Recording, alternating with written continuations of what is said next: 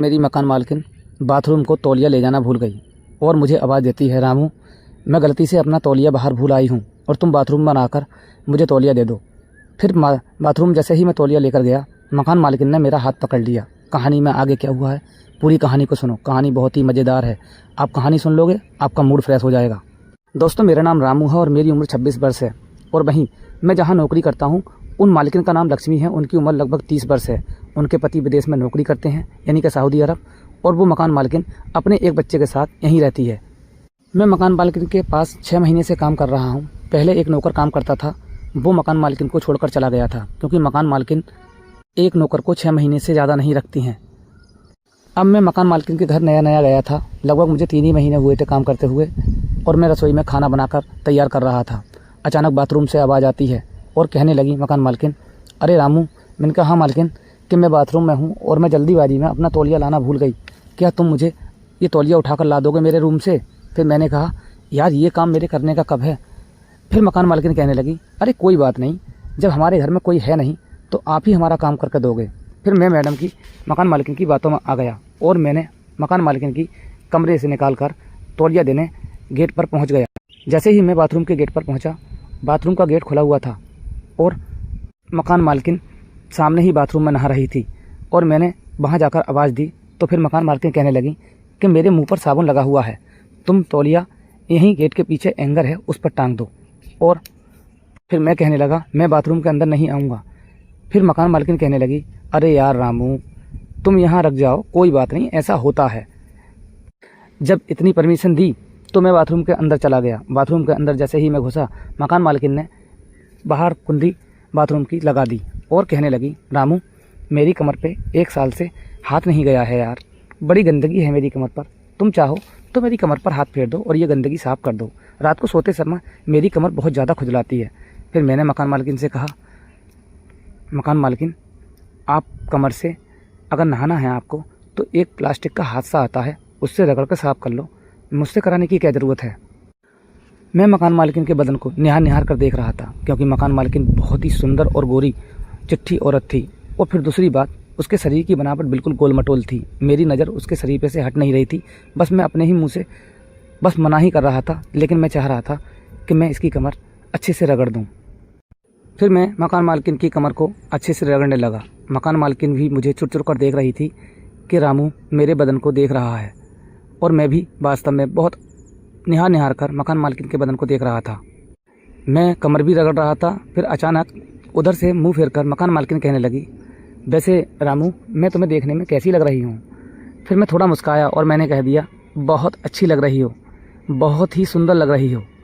फिर मकान मालकिन कहने लगी, अगर तुम मेरी रोज़ कमर अगर साफ़ कर दो तो फिर मैं तुम्हें रोज़ बुला लिया करूँगी, क्योंकि मैं अकेले बेड पर जब सोती हूँ तो मेरी कमर में बहुत ज़्यादा खुजली मचती है, फिर मुझे नींद नहीं आती है।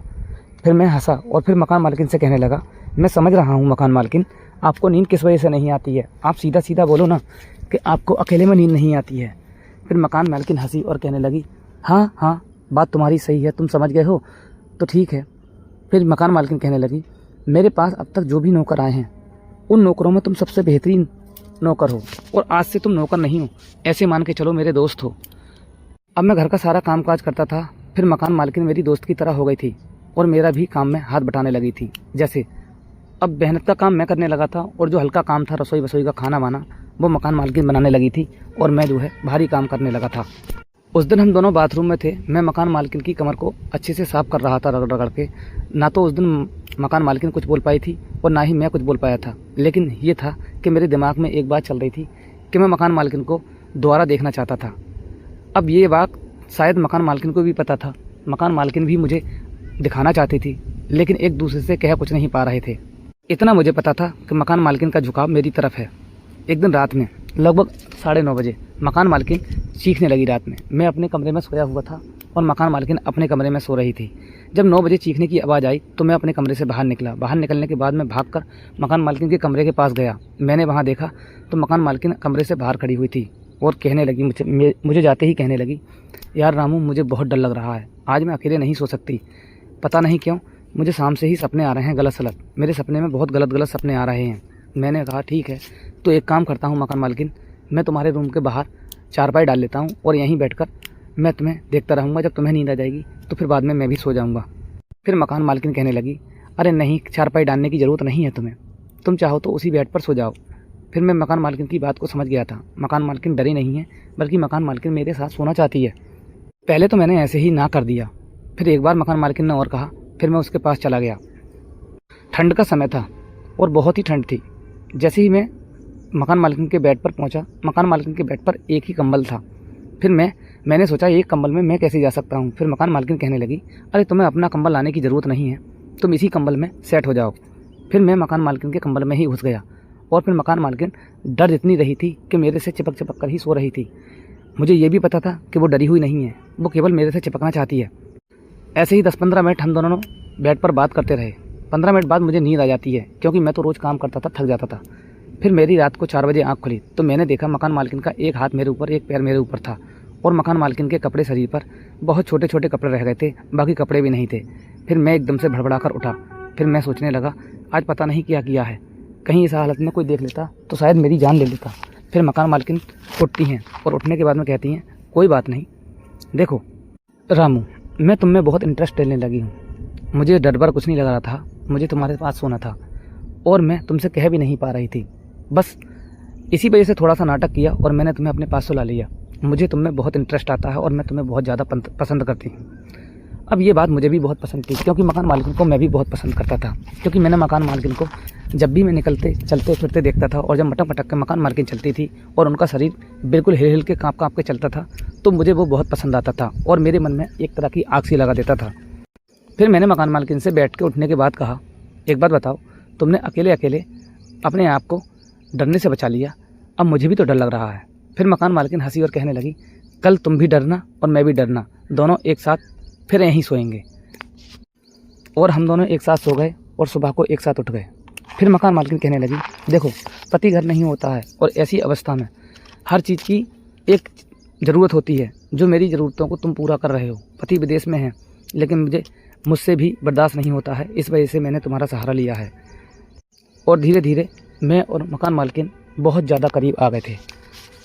शाम का टाइम था। मकान मालिक के पास फ़ोन आता है और वो कहने लगे कि मैं 10 तारीख को वापस घर आ रहा हूँ। फिर शाम के टाइम में मकान मालिकिन ने मुझे बताया कि तुम्हारे मालिक विदेश से 10 तारीख में वापस आ रहे हैं और 1 महीने रुकेंगे।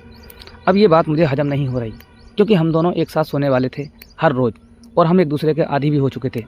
मकान मालिकिन जैसे ही घर आए, आने के बाद में अपने रूम में चले गए। मकान मालिकिन भी वहीं थी, उसी रूम में। रात को जैसे ही सोए, मैं मकान मालिकिन के गेट के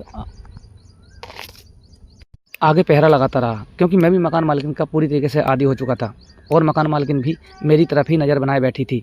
जैसे जैसे मैं कमरे के आगे निकलता था, खिड़की शीशे की लगी हुई थी। मकान मालिकिन अच्छे से समझ रही थी कि रामू को मेरे बगैर नींद नहीं आ रही है।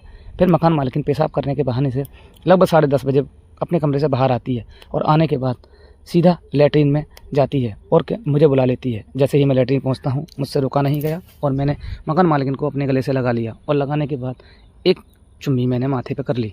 फिर मकान मालिकिन भी कहने लगी, मुझसे भी बर्दाश्त नहीं हो रहा था और मुझे भी अच्छा नहीं लग रहा था, क्योंकि मेरा पति में बिल्कुल भी इंटरेस्ट नहीं है और मैं तुम में सारा इंटरेस्ट लेती हूँ। फिलहाल उस दिन खाली एक किस करने के बाद गाल पर और मैडम मकान मालिकिन अपने कमरे में चली जाती हैं पति के पास और सुबह को बहुत जल्दी उठ जाती हैं।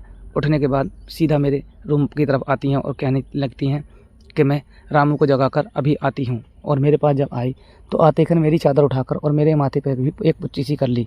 अब हम दोनों एक तरीके से बहुत ज़्यादा घुल मिल गए थे, एक दूसरे के बगैर जीने मरने की कस्में खा चुके थे और रह भी नहीं पाते।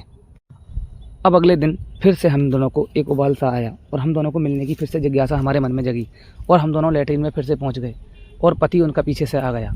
उसने आकर जब लैट्रीन का दरवाज़ा खटखटाया तो फिर मालकिन ने आवाज़ दिया कि मैं लैट्रीन कर रही हूँ, तुम चाहो तो नीचे वाले बाथरूम में जा सकते हो। और फिर पति वहाँ से जाकर नीचे वाले बाथरूम में चला गया और जल्दी से मालकिन ने मुझे बाथरूम से बाहर कर दिया। उस दिन के बाद मालकिन ने मुझसे कहा, जब तक आज अगर मेरे पति ने ये सब कुछ देख लिया होता तो आज मेरी ज़िंदगी ख़राब हो जाती। जितना भी कुछ हुआ उसे भूल जाओ और आज से एक सामान्य जीवन जीना है। और फिर मकान मालिकिन की मेरी भी बात समझ में आ गई, क्योंकि वो कहाँ राजा भोज और मैं कहाँ गंगू तेली। तो दोस्तों, वीडियो कैसी लगी? वीडियो अच्छी लगी हो तो चैनल को सब्सक्राइब करना और वीडियो को लाइक करना।